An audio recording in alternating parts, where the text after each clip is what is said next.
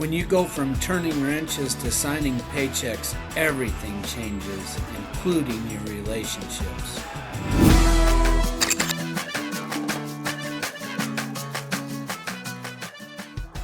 Welcome back to Cracking the Code, where we break down the real-world strategies, decisions, and lessons that help contractors build stronger, more profitable, and less stressful business. I'm David Holt, third-generation HVAC contractor, educator, and business coach, and today's conversation is one that a lot of people in this industry think about, but not everyone actually does. What happens when you go from being an employee to owning the company you work for? Joining me today is Victor Updike, owner of Masterworks Mechanical out in Craig, Colorado. Victor's story is one that hits close to home for a lot of contractors. He didn't start out as the owner. He worked in the business, learned the trade, built relationships, and then made the leap to buy the company from its founder. Now he's not just leading the business, he's doing it with his family by his side. Hey, Victor, welcome to the show. Hey, Dave, it's great to be here. It's going to be fun having a chance to talk with you. Victor, let's start at the beginning because I always think context matters. Tell us a little about your story. Like, how did you get into the trades in the first place, and what drew you into HVAC, and how did you end up at Masterworks Mechanical?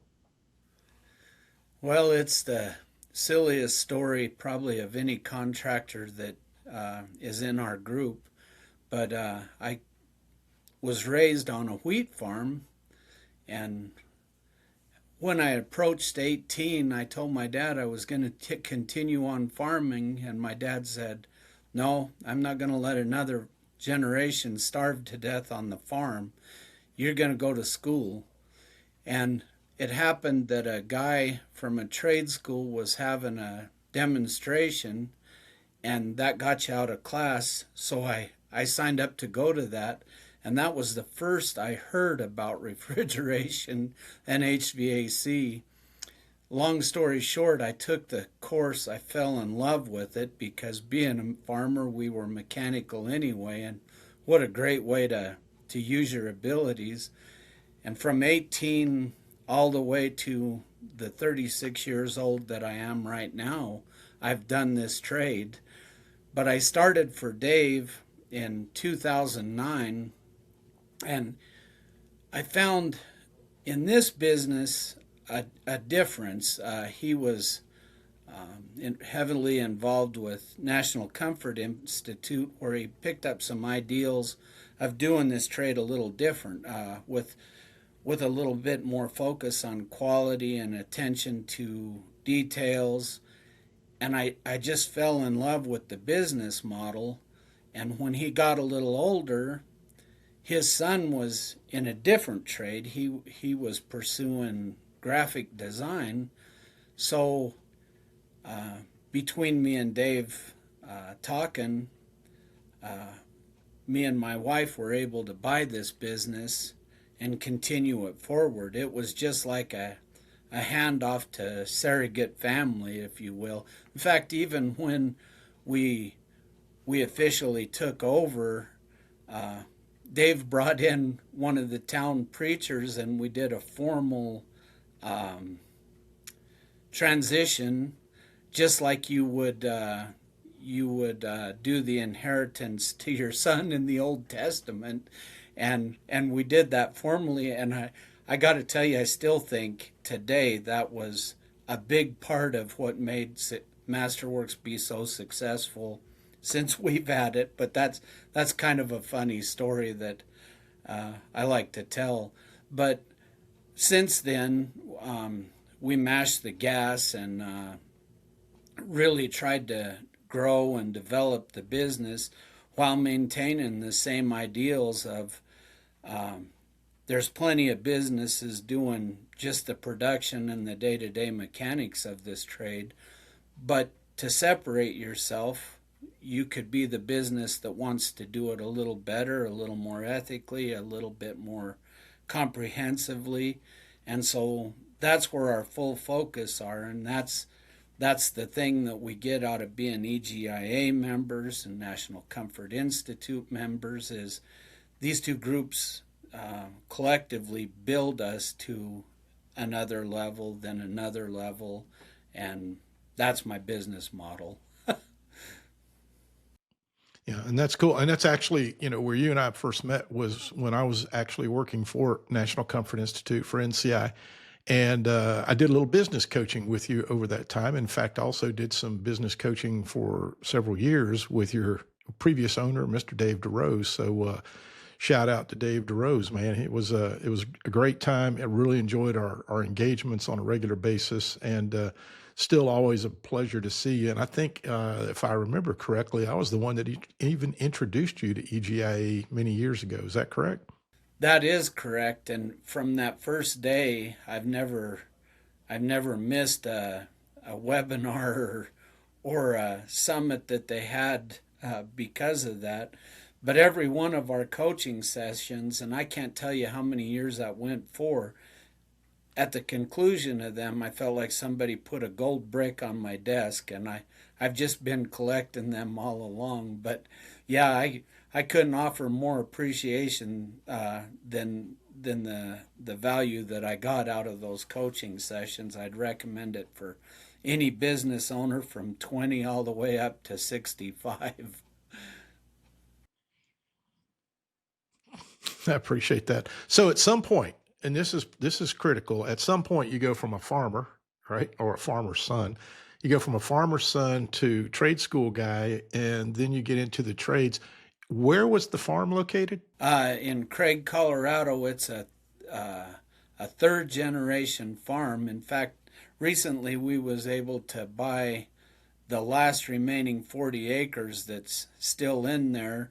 So my son and daughter and now their kids will continue it on another couple generations.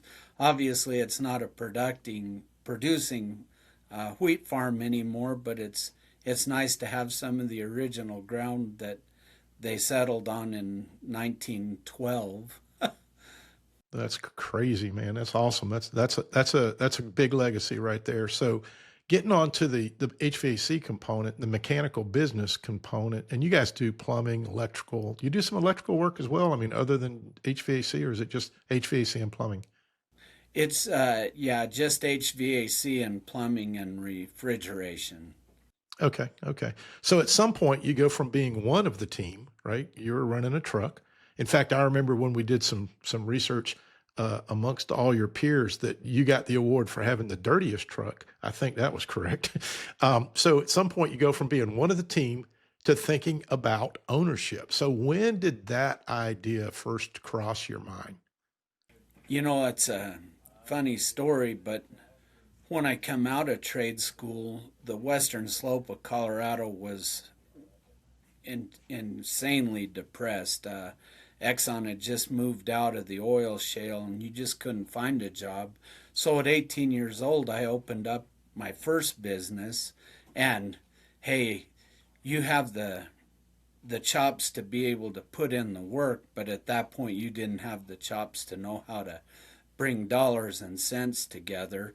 Um, but that got me work to start building my experience, and eventually I went to work at our local hospital and did their HVAC and stuff there. So with those components of experience you develop throughout that time, I always wanted to go to work for Masterworks because Dave had always separated his company from the other ones. And Dave approached me, and after I had left the hospital and I went to work there, it was kind of like my dream job. And as anybody on the crew that has any entrepreneurship in them, as you're working the job, you always think, oh, if I had this, I'd try this, or I would make this change. And when Dave finally decided that it was time for him to go enjoy his life on a different thing, he looked to me to see if I was ready for it. And me and my wife Amy were, and we took on that challenge and, put in those changes that you thought, oh, this might make it cool, and some of them worked and some of them didn't. And currently, right now, my own son works here. He's the god of all of our installations right now, and I guarantee you, in his mind, the same thing is going on.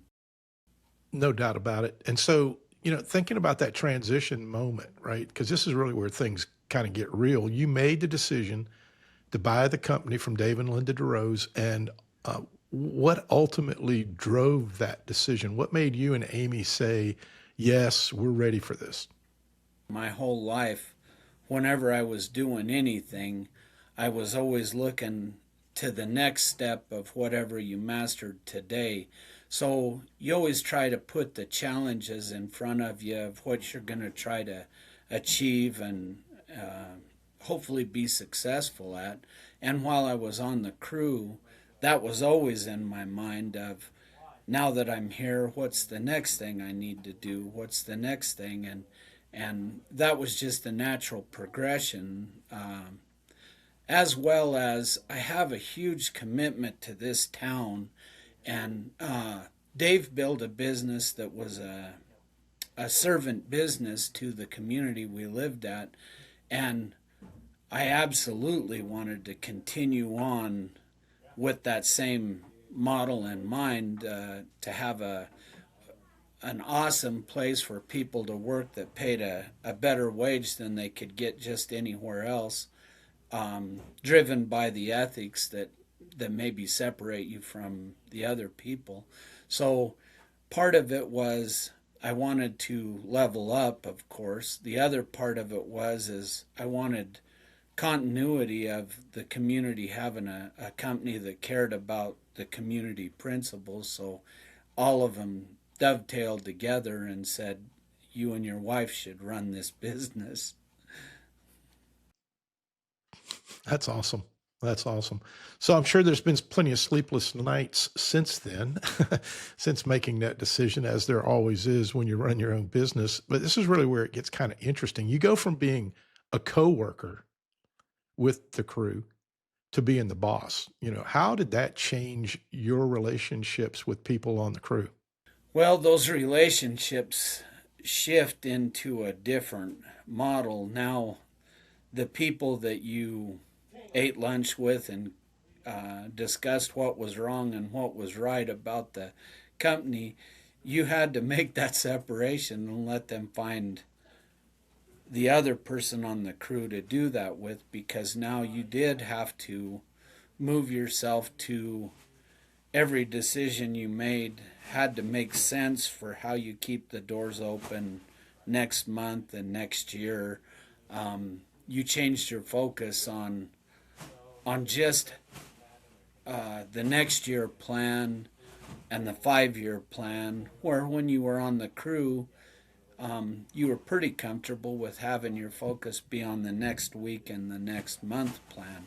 It's it's as enjoyable being the owner of the company as it was being on the crew, but you did have to have some differentiation between the guy you were when you was a crew member and the guy you were are when you're protecting their future.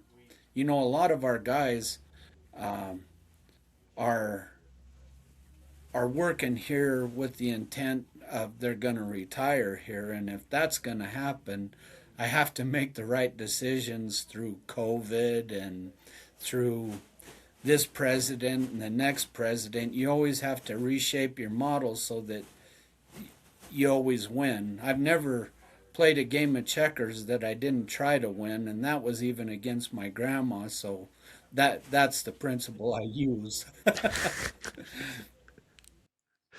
That's awesome. So, did you find that some folks on your team treated you differently, and maybe even more importantly, did you have to change how you showed up? Yeah, yeah, you know, you're gonna have some of that. You had some that the relationship just kind of continued on the same. They realized that there was a new separation, but we even lost what you would consider in your own business as maybe your top tech. And it wasn't because he was mad, it was because he had a different vision of the future of the company. And hey, he's a young guy, probably 40, but he had put a lot into building the business. So the day he left, we had a party and I gave him a gold watch. So that was a nod to, hey, thanks for putting us here. But it wasn't a feud. It was just, it was going to be hard for him and me to line up our ideals as now I'm running it, and the future has changed a little. So you got to expect that a little. Yeah, in almost any transition, yeah, in any transition, you're going to have some fallout. That's just something that's going to happen. And a lot of guys that are in the position that you're in right now kind of underestimate this part. At least that's been my experience. Was there a moment where it really hit you like, this is different now? When I go into Masterworks now, it's not like, I go in the back door and I worry about getting the truck filled up and all that. It's different. You go in the front door and you're signing the front of the check instead of just the back of the check, right? So was there a moment where it really hit you? It's like, man, this is really different. This has been a tough decision, right? Yeah, yeah, that's for sure. It was in the fact of knowing that um, your mistakes in the past meant that you had a bad day, and your mistakes from this day forward might mean that you lost the house. That was a big eye opening moment when you qualified it that way. Victor, I really appreciate you taking the time to share your story and your perspective. These are the kind of real world experiences that help move this industry forward. It's not just those of us in the coaching and training world. It's you as a willing participant sharing your ideas that help others, not fall flat on their face sometimes, right? And do the right thing. So for everyone watching or listening, if this conversation hit home for you, make sure you subscribe and you don't miss future episodes of Cracking the Code. And if you know someone who's making that transition from technician to owner or even thinking about it, share this episode with them. It might be exactly what they need to hear. Until then, keep learning, keep growing, and keep cracking the code.